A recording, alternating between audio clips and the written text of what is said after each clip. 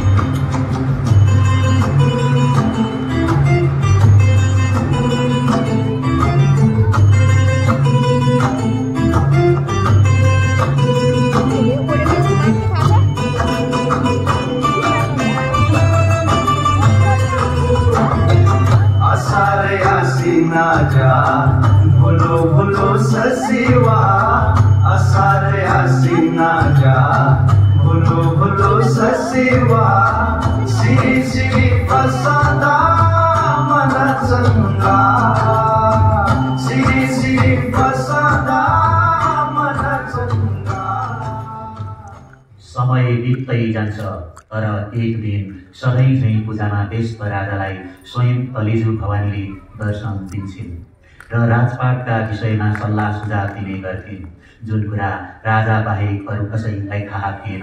तलेजु भवानीले यो कुरा कसैले थाहा पाए वा देखेमा म अदृश्य हुनेछु भनी शर्त राखेकी थिइन्। तर होइन, यो राजा सधैँ साँझ परेपछि केही नभनी सुटुक्क पूजा कोठातिर लाग्छन्। जरुर यसमा केही न केही रहस्य हुनुपर्छ। आजका ठाउँ ल्याएर नै छान्छु। माता, आजको लागि उचित सुझाव के होला? मर्जी होस्। राजन, मलाई शङ्का छ कि यो कुरा कसैलाई थाहा छैन। तिम्रो पछि कोही आएको त छैन? छैन माता, म हजुरलाई गुमाउन चाहन्न। पासा खेल्दै? हजुरको त यस्तो पो काम रहेछ। जहिले किन खुसुक्क निस्की बक्सिन्छ भन्ने ठानेको त बल्ल बुझेँ। मैले के गरेँ? तिमीले के कुरा नबुझी अनि किन मेरो पछि पछि आएकी? अब म कहाँ खोजु मातालाई? माता, माता, माता। यसरी एउटा सानो गल्तीले गर्दा तलेजु भवानीले कहिले दर्शन दिनु भएन। निरन्तर पाठ पूजा गर्दा पनि दर्शन नपाएपछि राजा भाव विवल भई बिरामी हुनुभयो, जसले गर्दा राजपाटका कामहरू ठप्प भए। जनतामा निराशा छायो अनि काल बढ्न थाल्यो। तर एक रात। हे राजन, यसरी आफूले आफूलाई सजाय नदिनु। मैले भनेको थिएँ यो कुरा कसैले थाहा नपाओस्। तर समय सधैँ एकै नाश हुँदैन। अब पछुताएर के गर्छौ? होइन माता, होइन। माता, एकचोटिलाई गल्ती भयो, क्षमा पाऊ माता, क्षमा पाऊ। के गर्छौ त राजन? आफ्नो गल्तीको सजाय जनता र राज्यलाई नदिनु। मलाई थाहा छ तिमी मेरो परम भक्त हौ। विधिको विधानलाई कसैले टार्न सक्दैन। म फेरि प्रकट हुन सक्दिनँ, तर म एउटा शर्तमा दर्शन दिन सक्छु। आज्ञा होस् माता। अबको केही वर्षपछि म एक शाक्य समुदायको कोखबाट जन्म लिनेछु। तिमीले 5 जना बुबाजुलाई निम्ताउनु र 32 लक्षण युक्त, जसको शरीरमा कुनै चोटपटक नलागेको होस्, जसको रजस्वला नभएको होस्, सिंहको जस्तो छाती, मृगको जस्तो नयन, गाईको जस्तो परेला तथा कुण्डली राजाको जस्तो होस्, जो निडर निर्भय भूत पिशाच बलिसँग पनि न डराओस्। यो विधि पुजारीले बाहेक अरू कसैले थाहा नपाओस्, जसलाई कुमारी भनी बुझिनेछ। तिमीले साक्षात् कौमारीकै रूपमा मलाई पाउनेछौ। म सधैँ तिम्रो र जनताको बीचमा रहनेछु। तथास्तु।